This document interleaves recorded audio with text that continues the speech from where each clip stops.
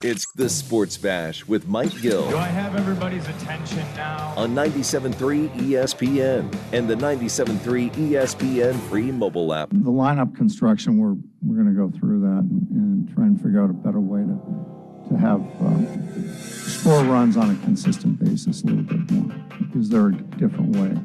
Is it best to have Kyle in the leadoff spot? Don't know. We've won a lot of games with him in the leadoff spot, so we've got to really think about this.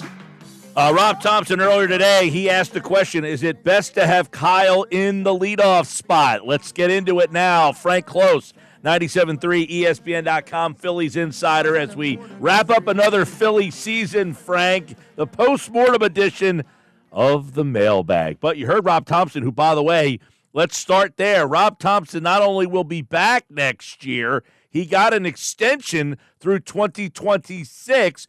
Were you surprised at all that Rob Thompson and the staff will be back? Did you have any question or doubt that Thompson and or the staff, if they would be back?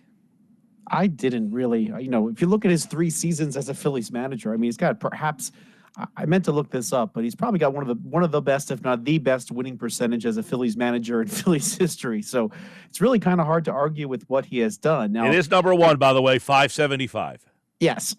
So it's hard to argue with what he's done during the regular season. Now, they didn't make it in the playoffs.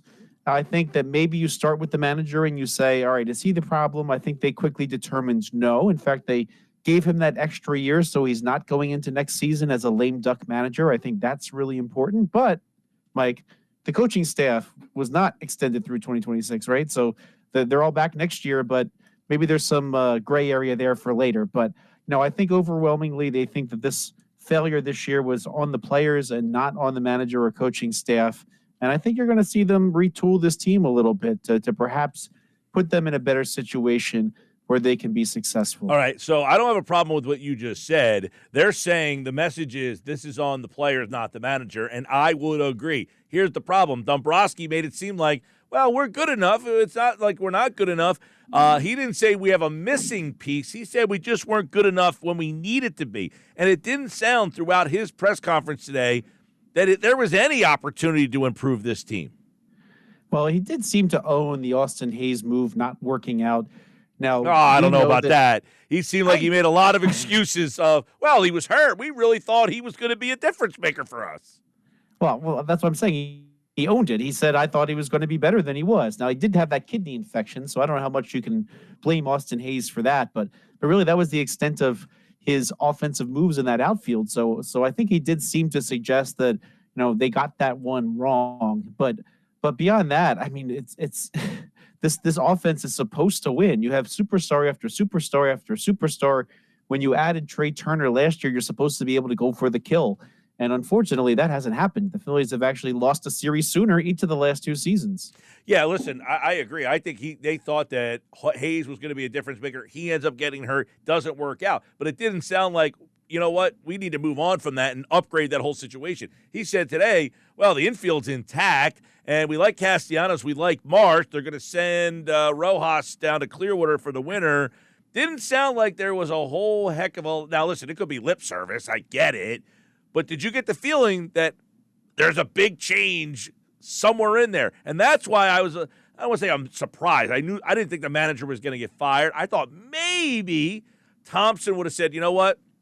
I will step aside because you can't change the roster. You got to change something. What's the message of bringing the same roster and the manager and the staff all back? You're going down the Sixers lane, and I'm going to tell you right now, that's not a good lane to go down. I agree with you, Mike. I don't think they will. I mean, at this point in the offseason, free agency hasn't even begun. You haven't talked to other teams yet about potential trades.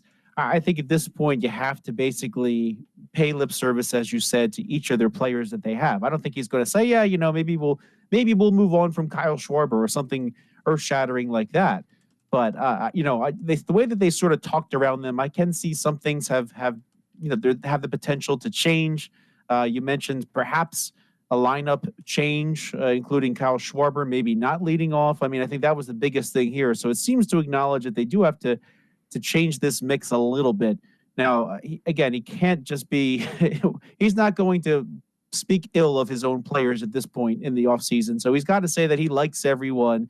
Even when asked about free agents to be, every single one, he said he liked them. So I think that's just what a general manager or president of baseball operations has to do at this point. But I get the impression, though, that there's some work to take place this offseason. Yeah, he even talked about Taijuan Walker possibly being in the plans. He was asked what you're going to do there as well. A couple questions in the mailbag. We'll go back and forth here. Frank Klose, 97.3 ESPN.com. Well, of course, the postmortem mailbag question from Eric was, what changes would Frank Klose make to the Phillies lineup in 2025? Because we played the audio that was hinted at that Kyle Schwarber. I said this last year. If you're going to run it back again like you did last year, if you're going to run back the same roster, you might have to shake up the lineup a little bit. You can't give me the same roster and the same lineup. That's what they did last year. What about next year? Yeah, to me, I think the biggest absence was a left-handed bat in the middle of the lineup.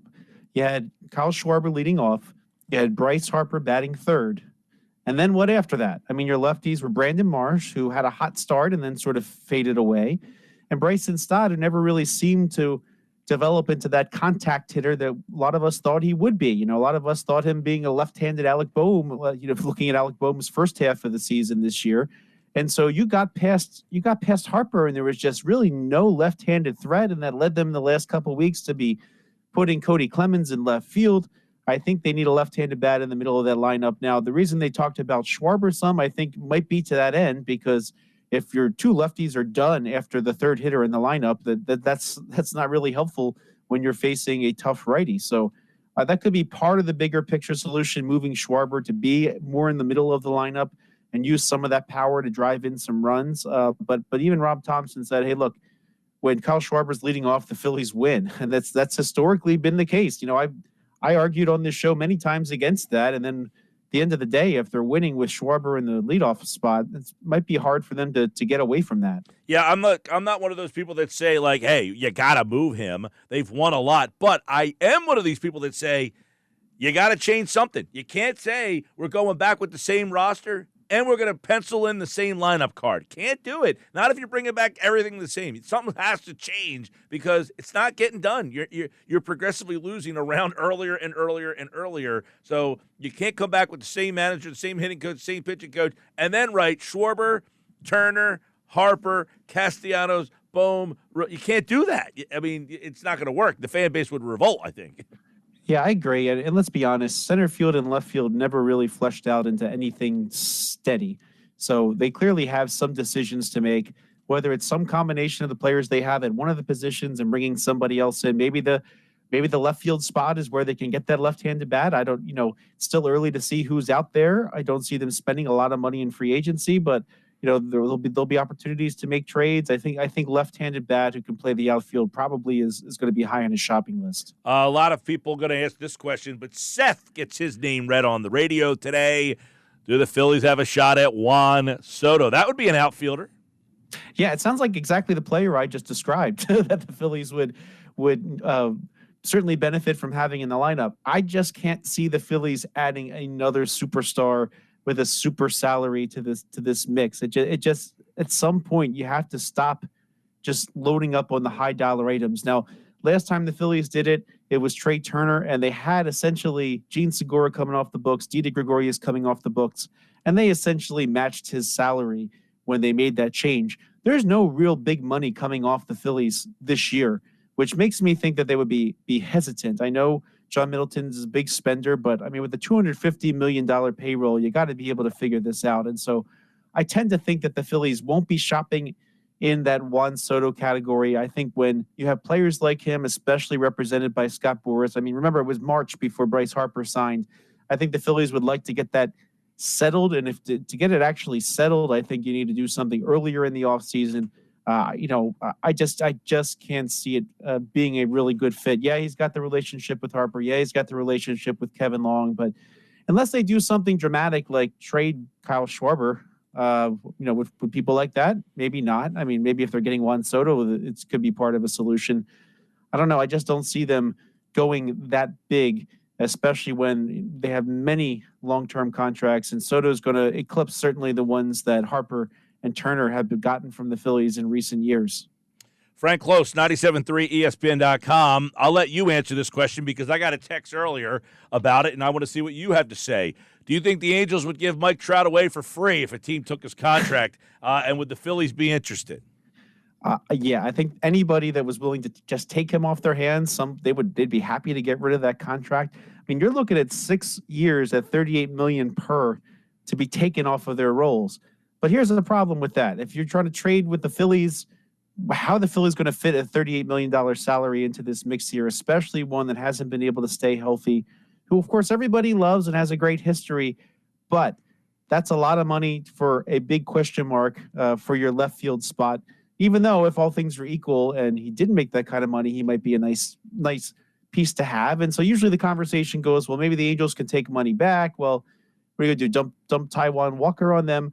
I mean, if the Angels are going to get rid of the money, I think they'll try to get rid of the money, but they might actually want some prospects back in return if they're going to eat some money. I don't think a team like the Phillies wants to give up prospects, especially for such a question mark. And then when you go back and forth for all this, it just really feels like the Angels are better off just keeping him and making him still the center face of their franchise. I mean, the Angels did not take the opportunity to trade Shohei Ohtani when they knew he was going to go to free agency. Probably should have traded him then and got some new pieces. They should have traded Mike Trout probably at the same time and gotten some pieces for him. The Angels have held on to him. So knowing Angels ownership what it is, I can see them spending a ton of money to sign like a Pete Alonso and then quote unquote trying to win next year rather than trying to make a trade. So I think the time for them to make the good baseball move in Los Angeles there is over. I can see them just trying to spend their way out of this with a Pete Alonso or somebody of the sort, and I don't think it's going to go well for the Angels. All right, a lot of happenings here. Was there anything that Dombrowski or Thompson said other than the Schwarber thing? I thought that was maybe the biggest, hint that stood out to you as, notable. Well, JT Realmuto, they both kind of acknowledged that, yeah, he needs more rest this year. He acknowledged that for everybody, though, too, right? I mean, he did say actually, we might need to consider giving these guys more days off throughout the course of the year. Yeah, I agree with that 100% that they do. And, great. So we get to hear more of why isn't so-and-so in the lineup today after he had 3 hits yesterday? Yeah, but they have to do something with Realmuto in particular, right?